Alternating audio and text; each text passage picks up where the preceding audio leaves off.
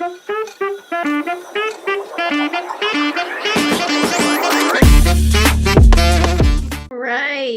Hello, everyone. Welcome to She.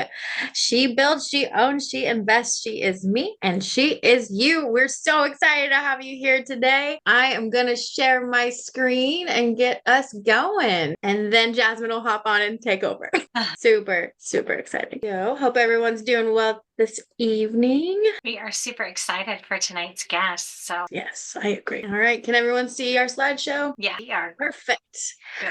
Well, I hope that you are in our WhatsApp, and if you haven't signed up for it, please scan that QR code. We want to make sure that you are here and that you are getting all the notifications that you need. We do everything in that WhatsApp. So welcome. We're so excited to have you to She this week. We will be live on Facebook once I figure out how to do that. So just stay tuned.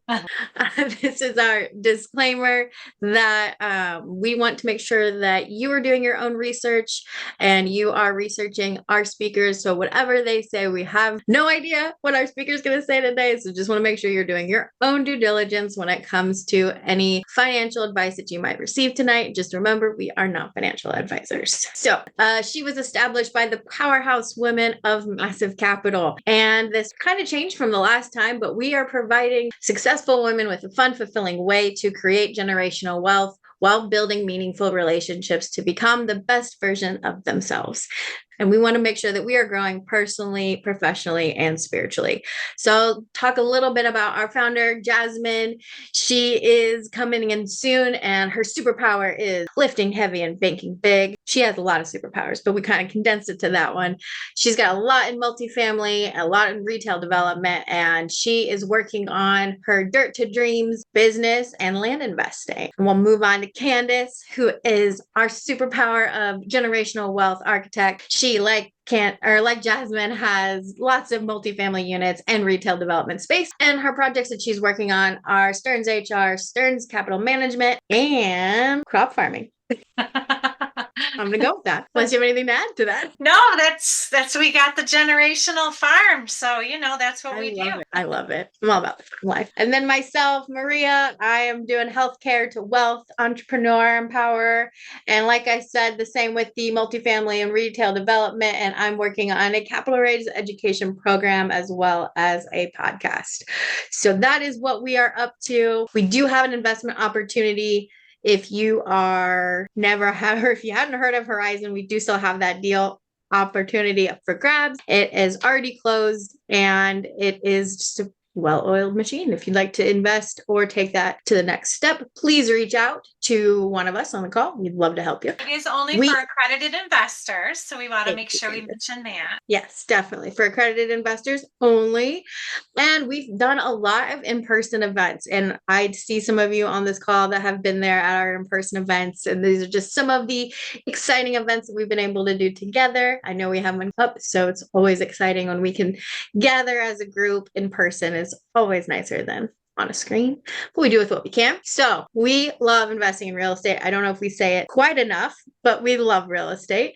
And there's really about 5 things that I like to talk about when it comes to investing in real estate. And the first is cash flow. I love that real estate is favorable and it provides a dependable source of cash flow. It's always nice to get that mailbox money. It doesn't actually come to our mailbox, but I like to call it that. So I love the fact that cash flow is a wonderful way to pay for just our everyday needs, and it's cash flow. So I'm all about that. Long-term appreciation. The average woman keeps 81% of wealth in cash, which will lose wealth over time. And I am from the families where cash is king is a sentence that my family has used a lot. And I've now transferred into cash flow is king. So it's nice to be able to have cash flow, like I mentioned, but that long-term appreciation is not going to help as much if we are keeping just cash in our bank. We've got to be investing it, making it move for us, and really having some value that can increase over time and help with capital gains. Candace, would you like to talk about some leverage? Yeah, so leverage is one of the main benefits for investing in real estate. Can leverage your actual property and have less that you have into it, so that you can then have long-term appreciation over time. And leverage also, you can also leverage your properties to help when maybe can't do your W-2 or whatever that you have, because typically women over the span of their lifetime will have a career break of some type. Over 43% of us women actually have breaks. And my own personal story is I had that happen. I had to help take care of my mom. I own my own business, and I was able to leverage the past income that I had in other real estate investments and passive income in my business, so that I could step away and actually spend time with her the last few months of her life, and she was passing on to the other side. So leverage here to my heart, just because without the real estate passive investments in passive in my business, I would not be able to do that. And so we'd be happy to share more of that on a call. But I also wanted to bring up diversification, because when looking at state opportunities or any type of private opportunity, diversification is also, as you saw on the first screen, we not only have multifamily in our portfolios, but we also have triple net, we also have development. I have businesses in my portfolio that I invest in, and there's cash flow all along the way with those different types of investments. So portfolio diversified is something that you also want to keep your eye on. And Maria, one of my other favorite benefits state is tax benefits. So tell us more about that. Yes, and I know that some of you who are investing, you are waiting for those fateful K1s that should be coming soon. I hope. But it doesn't matter how much that you are making. It really matters how much you're keeping, and that's why I love this tax benefits, and being able to write off a lot of my investments on my taxes is huge, and getting that kickback from our depreciation is fantastic. I'm all about that. And I love that this is a way that we can get some depreciation for when we sell our properties. And it's huge. It's very, very necessary. And talking about depreciation and tax flow and taxes and everything that we can talk about is why we love real estate so much. And whether it is apartments or triple net or new construction or storage, there's so many ways that you can diversify your assets to help your tax portfolio. So we are loving it. We like to talk about it, as you can see. But tonight we have a fantastic speaker. And Candace, would you like to introduce? Sure. Lani Medina and I met at one of our family office events together, and I am just so excited to have her speak tonight. Just to give you a little bit of background about Lani, she's an accomplished corporate and merger and acquisition attorney with a unique blend of legal expertise and business savvy. A Bronx native and proud Puerto Rican, Lani is enlisted in the U.S. Air Force after high school, where she honed her leadership skills and earned recognition as Information Manager Airman of the Year. Her disciplined, mission-focused approach emphasizes efficiency, integrity, and excellence in every aspect of her work, and she currently serves as outside counsel for companies across different industries, where she's valued for her in-house mindset and ability to navigate complex deals, heart and purpose. Drawing on her rich experiences of veteran, former advisor in high-stakes transactions, Lani delivers practical, approachable insights to empower entrepreneurs and executives to achieve confidence. So welcome. And tell us a little bit about yourself and your background. What made you join the military? Sure. A little bit about, I was born and raised Bronx, and I've been practicing law, fast forward to 2025. I've been practicing for over 15 years. But it all starts with my military experience. I decided to join the Air Force right out of high school. And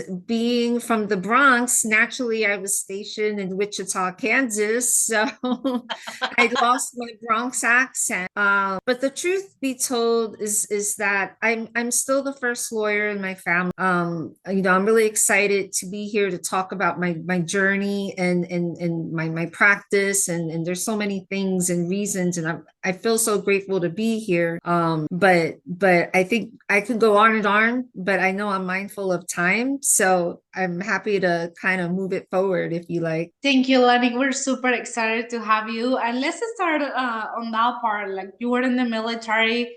How did you become a lawyer? What happened? Made that? Okay, the my decision to become a lawyer is actually, I think it's a pretty funny story. So I served in the Air Force for 4 years, and I decided to separate, finish my bachelor's degree and at Columbia University. I was fortunate enough to land a job there. So I was a full-time student or excuse me, a full-time employee and a part-time student. And as a student, I took a class called political theory, and it was taught in the Socratic method. And for, my fellow lawyer friends will probably laugh, but in law school, the classes are also taught in the Socratic method, but I loved it. It's basically about asking questions. But I took this political theory class, and I fell in love with the idea of becoming a lawyer, the idea of learning how to think like a lawyer, but I really didn't know what lawyers did. But that was really it. I love the Socratic method. Ironically, in law school, I hated it. But I had like this passion for learning and political theory. I wound up getting plus in that class. So it all worked out for the best. So as a law student, normally you go through the whole program, you take the bar and all that kind of thing, and then you typically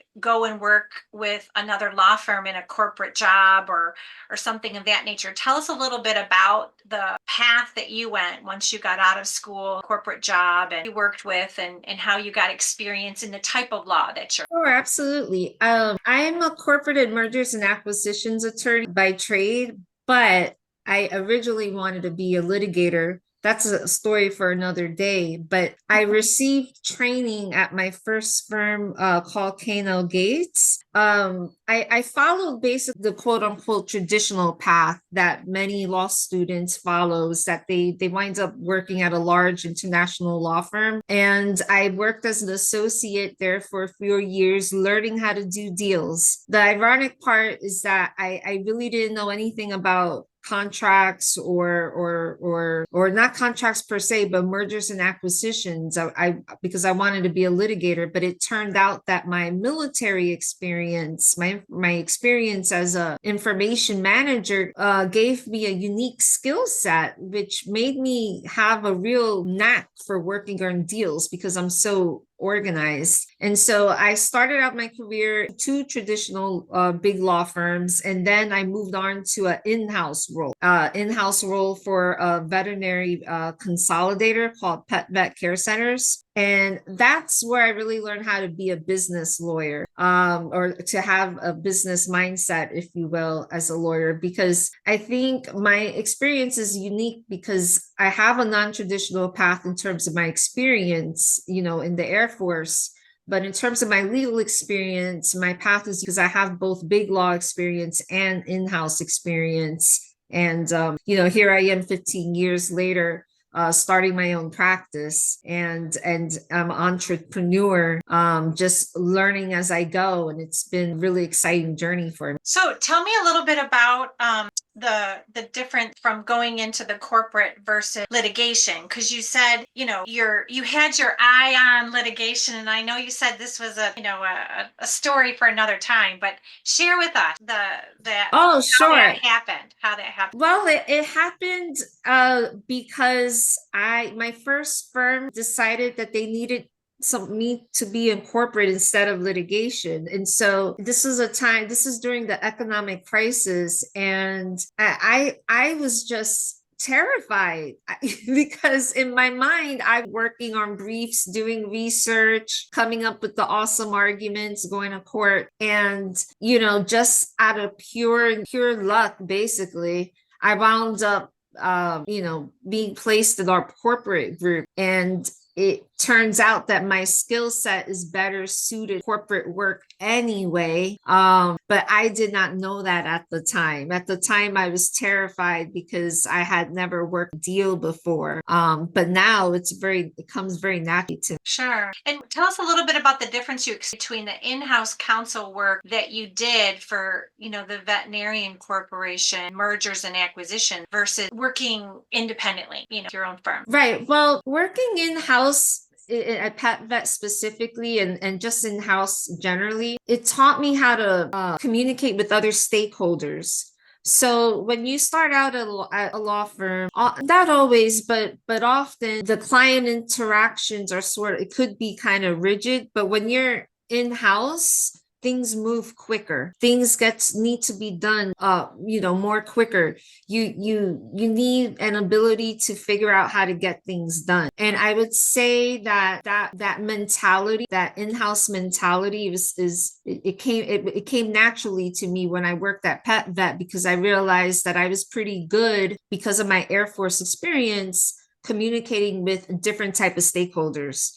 It all sort of comes together for me full circle, how my military and my higher ed and my legal experience have all sort of come together to help me become the lawyer and the person I am today. I love that part because, on your story and pretty much all of us, we never know what the next thing is and how one thing is preparing us for what's coming next. In the moment, it's very uncertain and we're terrified. We have no idea how, and you're a clear example that that's how things unfold. And now looking back, you can see military experience helped me on this, how everything compounds, right? So that's amazing. I love that part. And another thing that I really love about the philosophy that you have about practice law. So tell us a little bit about that. I'm super passionate about this. One of my mission in life, I guess, is to promote this idea of what I call feel good lawyering. And the concept is pretty simple in theory, and what feel good lawyering looks like to everyone is also distinct and unique. But the concept basically is that if you could be very purposeful in trying to make your client feel good, and that will then make you feel good, and then it's a win-win for everyone involved. The idea is that you're focusing on getting your client to trust you. Trying to make them feel good does not you're solving every problem, perfectly, or it doesn't mean that, you have control over things that happen that just are outside your capacity. What it means is that you're building a relationship with the client such that the client trusts in your ability to make good decisions for them and with them. And the idea is that you're being very purposeful in your actions to and with and for your client. So it makes me a little bit different, non-traditional in terms of how I practice, because in the corporate world, you don't necessarily think about trying to make the client feel good.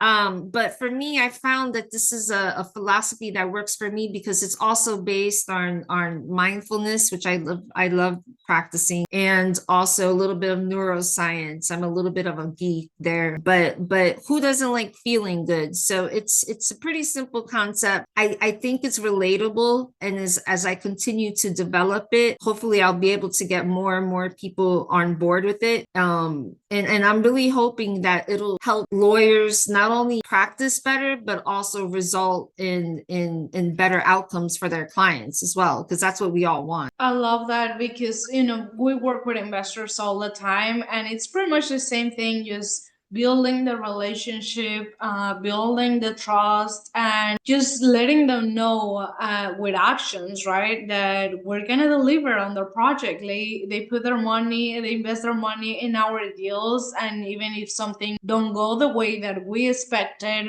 there's always surprises. Like understanding that we're gonna deliver and we are committed and we have all hands on deck. And I think situation. Yeah, it is. It's kind of like this, right? Like I know that there's no such thing as running the quote unquote perfect deal, but it's something I still strive for, right? Because I'm that type of person. But in the back of my mind, there's always something that's gonna go wrong, you know?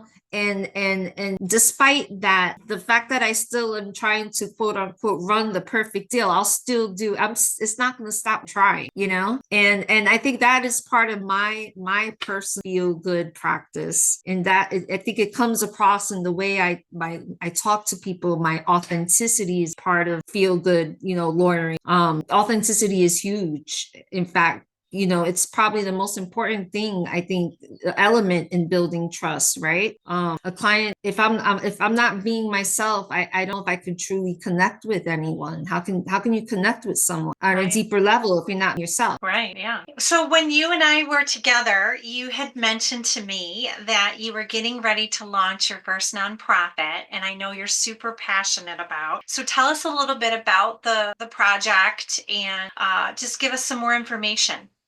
Sure.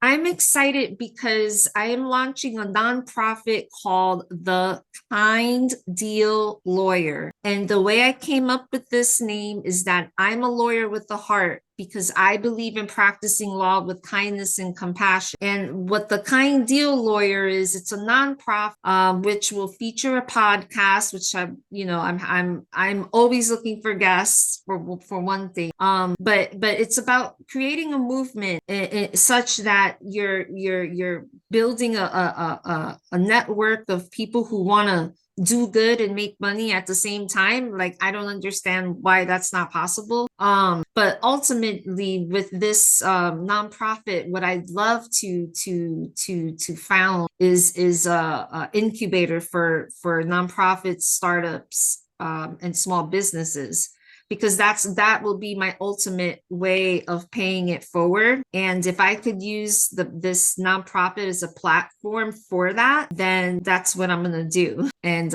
yeah, so it's, you know, I'm looking to launch it on my birthday, on April 23rd, which is, you know, next month. So very, very soon. The podcast will come a few months later. Right now, I'm just kind of building, you know, a network and just informing people about the goal and the meaning behind the Kind Deal Lawyer. Good. So keep us updated so we can share it with the ladies. Absolutely. That's so cool. And I love that you're really bringing it back to that feel good feeling. I mean, when I think of a lawyer, I don't think of a feel good feeling.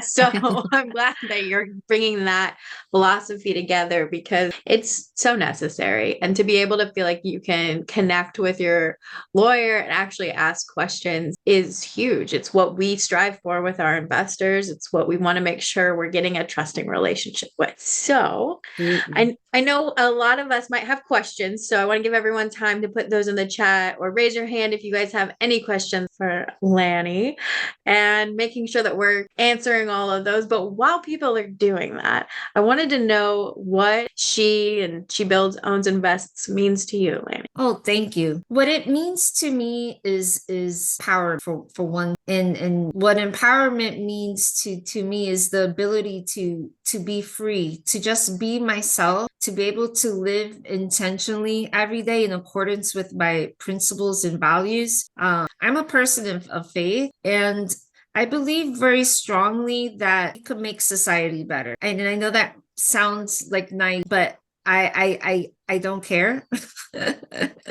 I just feel that if everyone could have, you know, a mindset of doing their own part, if you will, if everyone does their own part, I honestly can't see why this world can't be a better place. And it doesn't make me, that's not to say I don't realize the bad and the negative stuff that goes on, but it's a decision that you make to focus on the good, to be intentional, to do things, for the world and for society that benefits everyone, really. And so that's what, that means to person. Do good and be better. That's what it. I love that. You can have that good feeling too. We can all talk about world peace. I'm fine with that. We can make it a better place. And Well, I think. Oh, sorry. Go ahead. Well, I was saying, I think it's because I'm a corporate and mergers and acquisitions attorney, the fact that I'm talking about this for whatever reason, not enough people are talking the way I talk. And so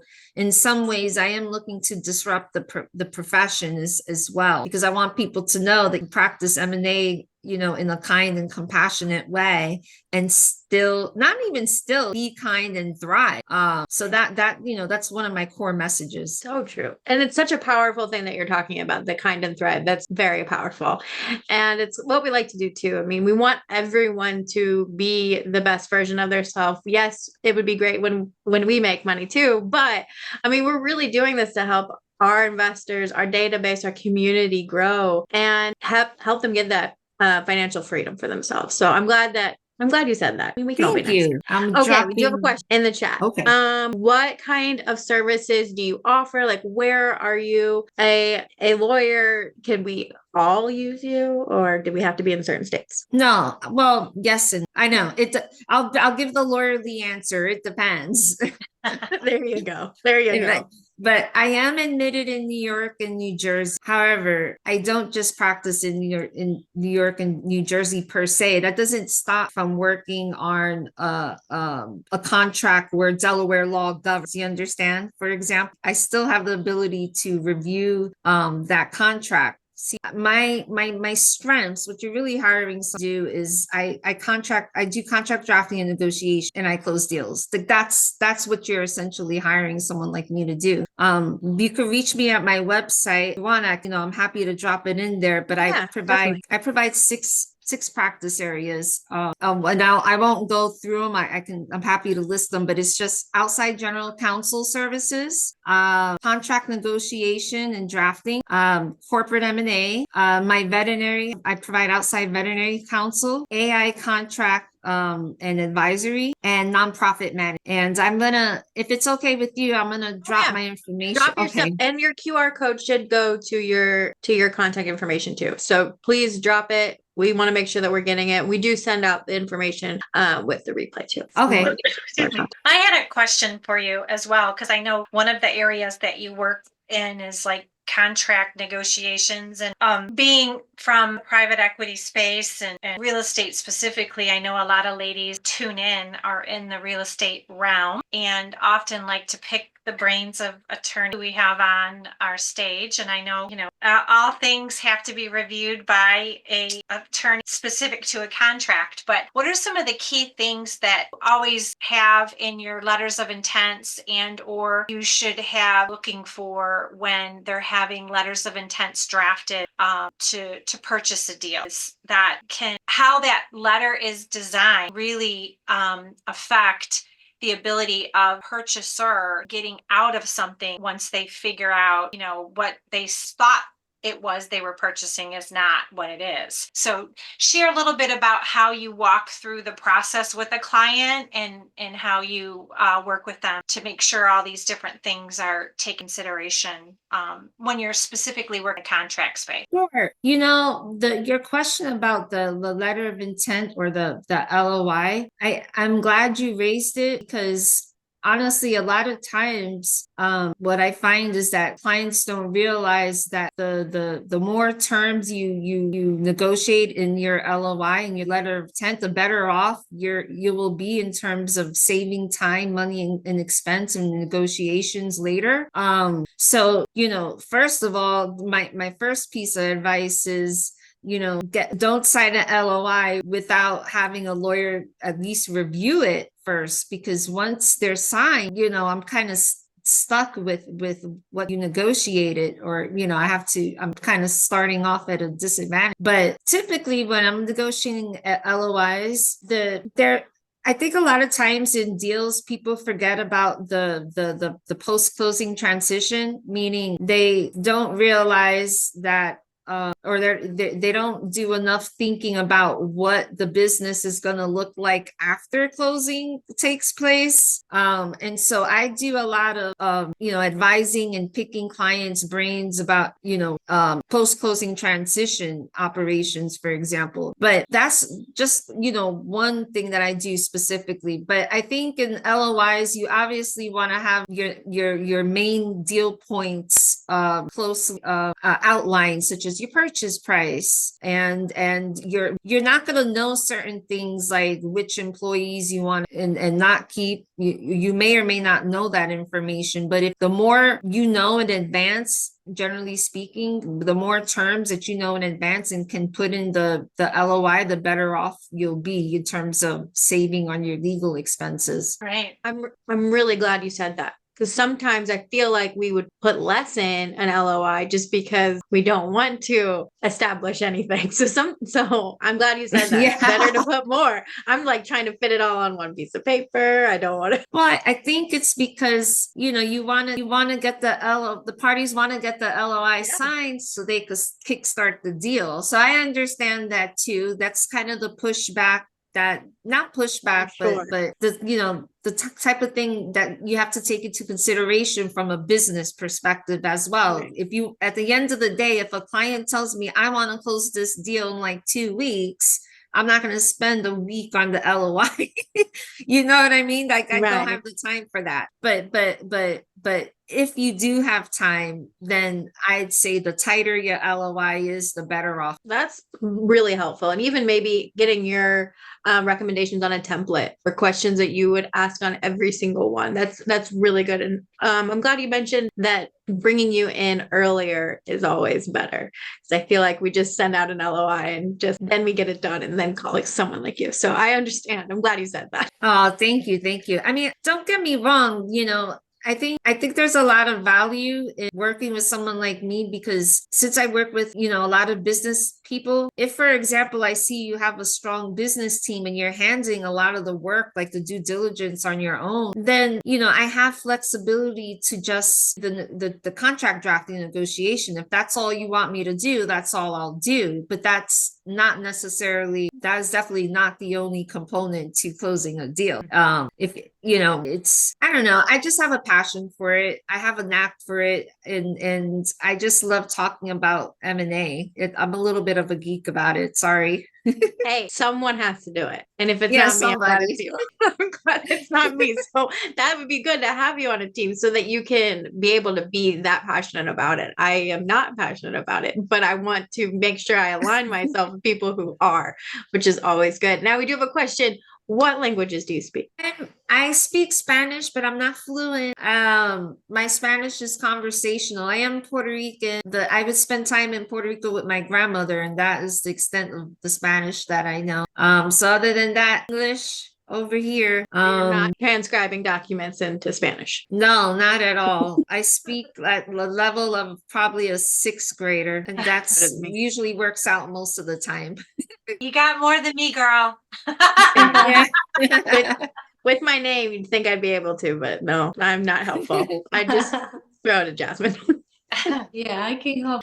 And yeah, ladies, if you have more questions, feel free to put them on the chat or unmute yourself. And I do have a question, because you mentioned that you also focus on the merge and acquisition of businesses. Last year, actually, we were planning to do a merge with a big firm here in Houston, and it didn't happen. At the end of a lot of conversation, a lot of lawyers back and forth. But what are some key factors that we should consider? A lot. I'm probably, this is very broad, but whatever. There's a human component that you want to be thinking about. does this merger make sense to begin with? Should you do the merger, right? In the first place? Are the culture of the businesses aligned? Are you being acquired by a company that just kind of is looking to make a profit, or are you being acquired by a company that is actually invested in the business?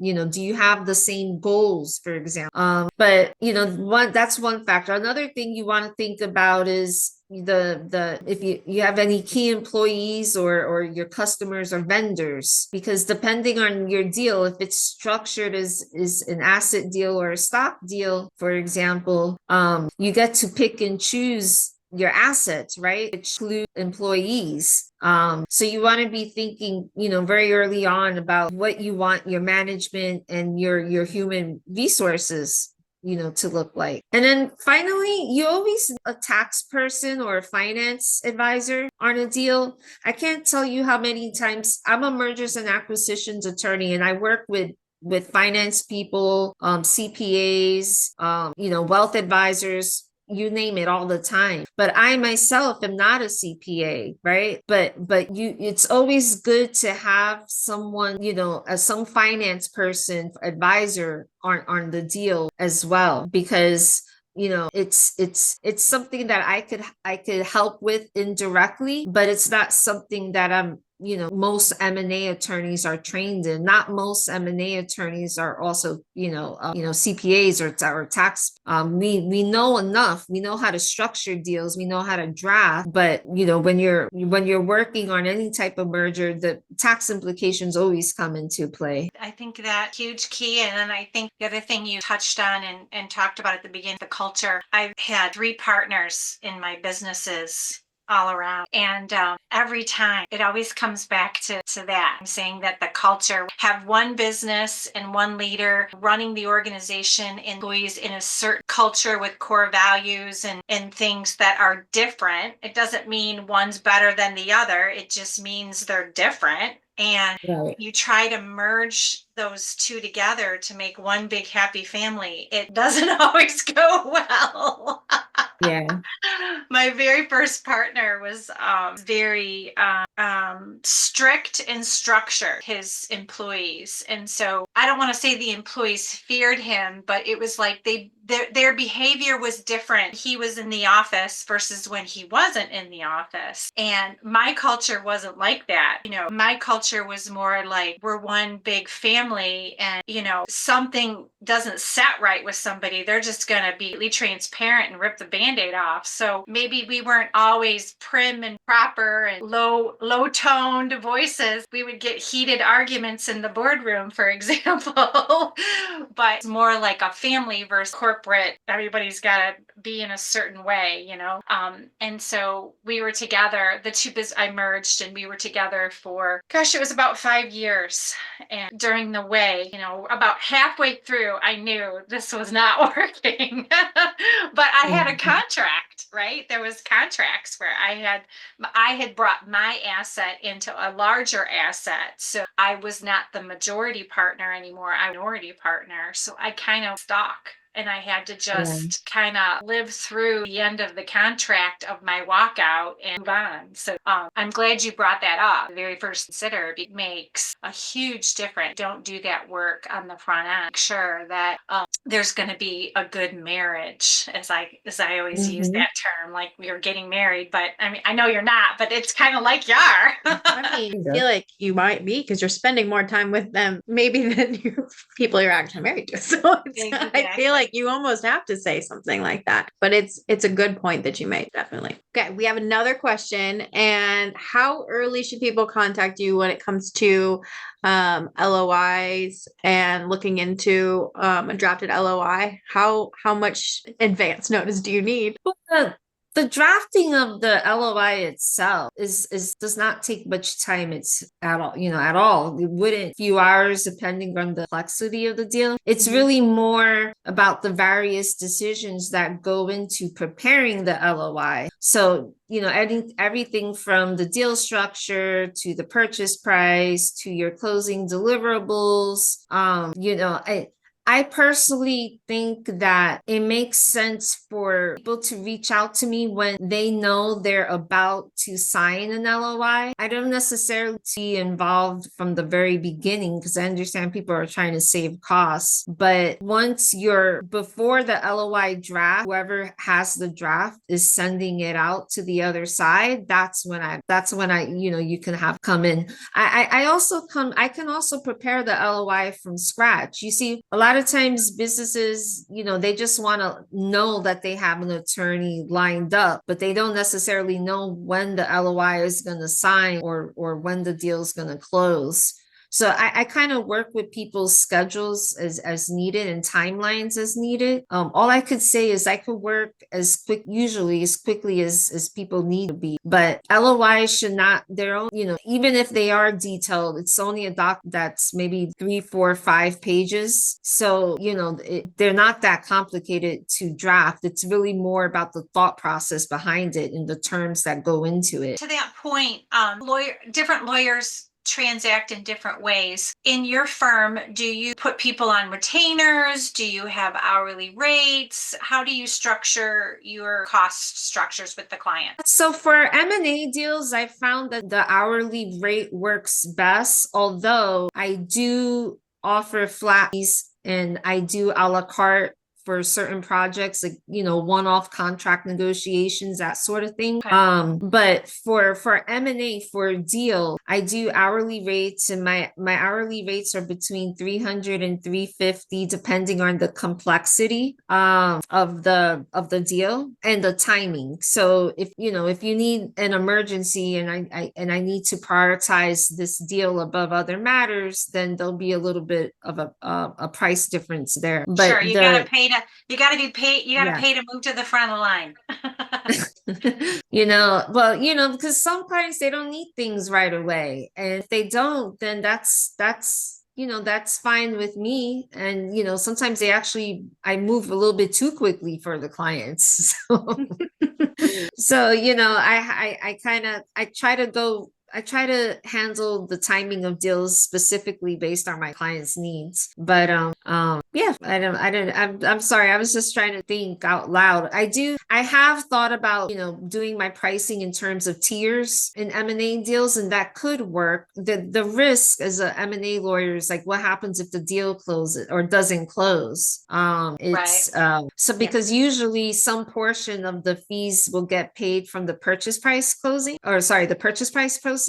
Right. But honestly, I'm just figuring out things as I go along. I don't typically ask for retainers just because the matters that I've been working on haven't been quite that large. But I do like to reserve the ability to do it. But generally speaking, I haven't been asking for retainers. Well, thank you so much, Lani. Thanks for being here, and thank you for sharing your insights. It's always awesome to have another powerful female that could join our community. We are always about that. And I hope everyone who's listening, whether you're live or whether you're listening later, that you know that you can reach out to Lani. We have her information in the chat, and hopefully you guys can reach out and connect and work together. Thank you. Thank you, Lani. It's just another reminder that how important it is to have a lawyer on our side. Whatever business you are, you need a good CPA and a good lawyer. So thank you so much for joining us tonight. We have learned a lot, and some are reminders and some others are new things for us that we need to consider. We are kind of so thank you so much for being here. Thank you, Candice, for bringing your friend Lani. And we will see you next week. We have an amazing speaker. She was featured on Oprah show, so stay tuned. We will see you on the first Tuesday of April. And thank you so much, everyone. Thank you, Lani. Thank you.